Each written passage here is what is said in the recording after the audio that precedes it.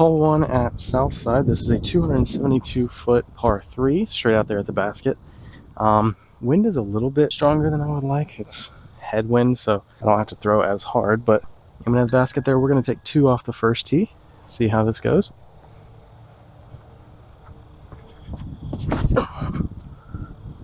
Flip that over a little bit more than I would have wanted to, but I think that's looking pretty good. Yeah, that's not bad at all. That's okay. And then this is a flippy disc because it's lightweight, but I can put it on enough hyzer to get it out there. This is a trace, fish and trace.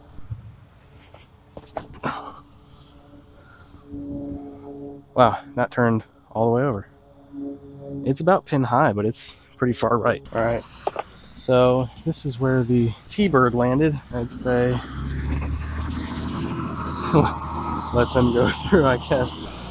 So this is where the T-bird landed, 22 feet away. I mean, honestly, it's about the same distance between either one. The fish and trace is about the same distance. It's just further right, not as far back. So we'll just go with this one.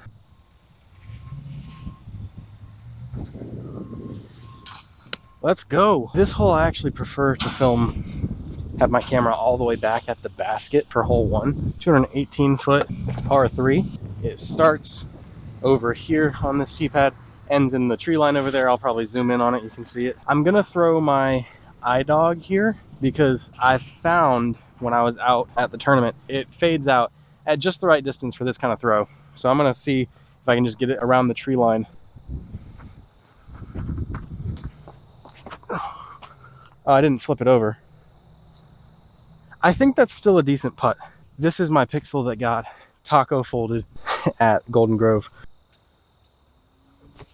Oh wow, I pulled it. Okay. I'm expecting them to fade in when they're never going to because I'm throwing them flat. My normal putt, I'll throw it kind of like that. I need to just be laser beaming it and just adjusting for the aim. Hole 3, 212 feet, par 3. I'm gonna get out here with my new buzz that I got from the tournament. Slightly more stable than the other buzz that I throw. So it shouldn't flip over as much. I just got to make sure to put it on just a tiny bit of anhyzer because it is a little beefy compared to my beat-in ESP buzz. A little bit too much anhyzer. The distance is great though. Just for fun, I'm gonna throw the Rainbow Rock 3. I want to see how this one does with the same throw. About the same. A little shorter. I pulled both of them a little bit too far right. I wish I had kept them straight. Landed pretty much in the perfect spot. This is my lightweight. I say lightweight, it's still 168, but that's, you know, almost 10 grams lighter than the other two buzz pixels that I have, so.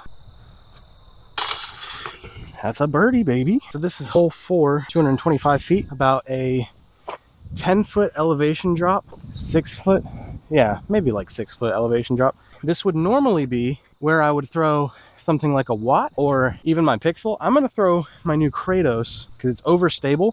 I can kind of crank on it a little bit more and expect it to curve back around. So I'll see how this goes. Haven't thrown this really yet, so. I didn't put that on enough, Annie. Wow, that is far away. I'm gonna throw my Watt and I'm gonna go for more of like a frisbee toss motion rather than a regular step like a putt.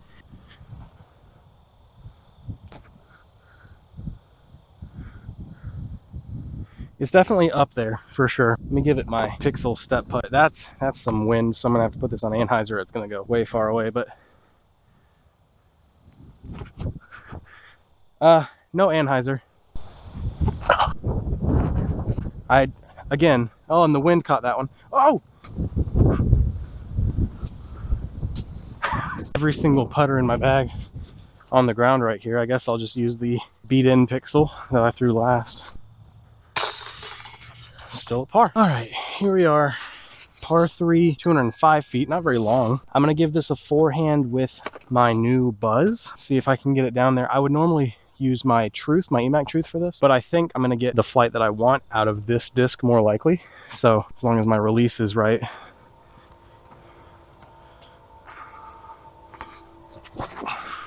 Which it wasn't. That would have been much preferable. Yeah, well, whatever. I've found in my practice, for some reason, I do better with longer putts and putts in general if I treat it like a step out. Patent pending. Actually, patent pending would go really nice here, just to get it around those trees. Ah, hit the big one. I don't know where the truth landed. Let's see. It's right on the other side of the tree, so this would have been more of a tap in than anything, but it's just, let's not take a bogey here. Let's just nice and gentle. Give it some pop. Not too much pop because we're downhill. Ah, that's a shame. Okay, we're gonna do, again, 2 different shots here. My normal shot would be forehand with the truth here. I'm gonna do something different, and I'm gonna go backhand with the new Buzz. I don't know what plastic this is, but it's nice. Anyway.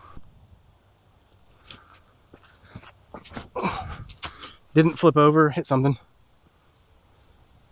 Didn't flip over or hit something, so that's pretty neat. And then we're just gonna give this a forehand just to see. That also didn't flip. It's not as punishing to be on that right side though. So this is a pretty long putt. I just gotta decide whether I wanna throw my truth or throw this Kratos. And I figured I'd wait till I got over here to make that decision. I'm gonna go with the Kratos. Oh, don't skip behind the tree.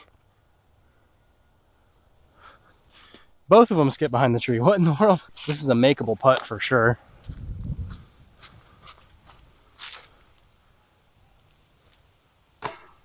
Wow, okay. That's 2 bogeys back to back, which is interesting.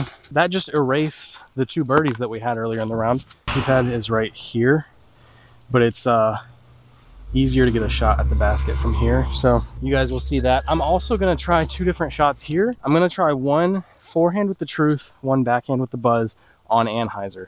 See which one comes out better. Backhand first, because that's what I'm expecting to perform better. Hit that tree. Or don't. Sit straight down, that's fine. That was wobbly. It was much better on the backhand.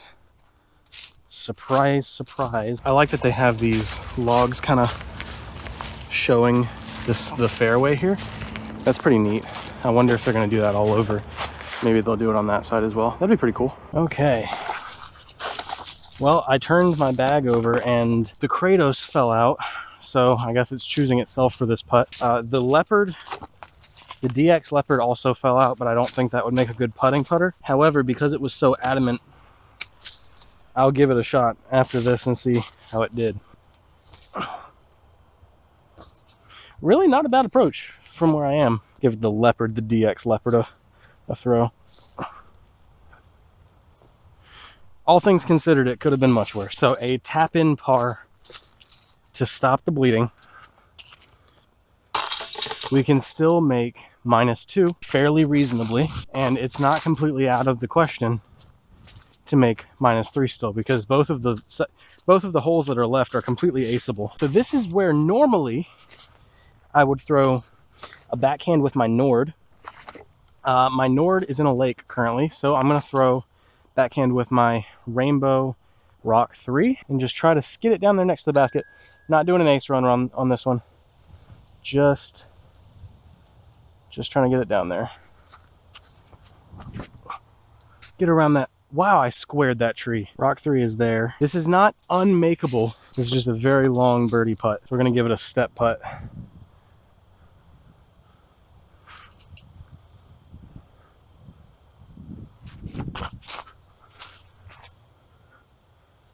Okay, still a makeable putt. I wish I hadn't run it quite that hard. Here's my problem. It's not that I can't make these shots. It's that I'm doing stupid things. Like that being way over there, I should have just laid up. Made it an easy par instead of a hard par, which I now have. But par nonetheless. So I just need to get better at making decisions that are smarter for the end goal rather than being cool in the moment. You know, it's hard. Thought I might like this angle better than the normal angle where I'm straight behind myself, because you can see the basket and the tee pad. So this is a 170 foot upshot. Not very long. If you could see it from where I'm at, there's one tunnel and a bunch of trees. So, we'll give it a run, see how we do. If it had just gotten around that one. There's the basket. Yes, I could try to go for a really cool hero shot to save the birdie, or I can just chip up forehand and save the par. So that's what I'm gonna do.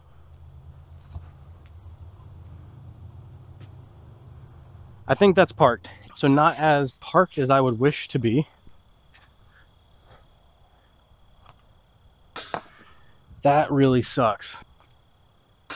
Well, I guess I don't deserve it then. We're gonna throw every putter in the bag.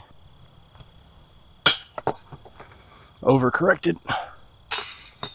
Too far right. Well, it took literally all but one of the putters in my bag. Now we'll throw the Fierce, just because it's the last one out. So, some final thoughts on that round. I had that round in the bag, and it was just some poor decision making that made that end up not being a 3 under round at minimum. My decision making was just piss poor. So for the future, what am I going to try to prioritize more? It would probably end up being decision making aspect, making sure I'm playing for the best score at the end, not the best score on that hole. Like, obviously I want to birdie every hole. A perfect round here would be pretty cool. I'm going to try to not sacrifice the entire round just to try to get one risky birdie. That's going to be my goal going forward. Overall, still happy. I mean, +1, it's not where you want to be on a course this easy, but still pretty fun. I really like to do, which is made even more fun by all of that stuff they have out there now, is just to take my favorite drivers, so like these two and this one, and just launch them as hard as I can out there. We'll do the Trace first. I don't know, I'm gonna move this over.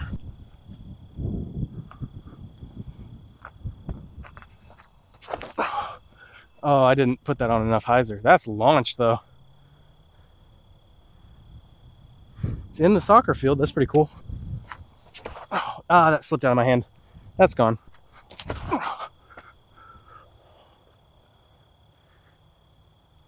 It's on the dirt pile.